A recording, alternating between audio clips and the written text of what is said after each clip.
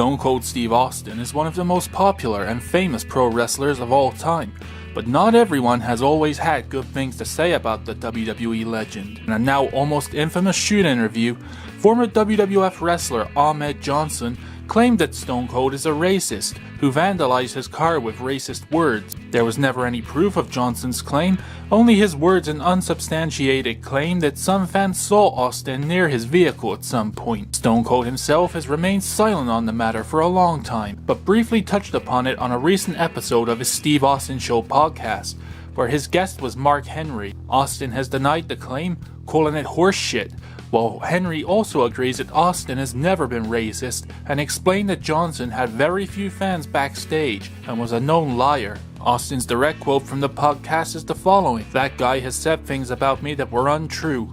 Not a fan either. Thank you for attesting to me not being a racist. I've never been able to address that because I've never needed to.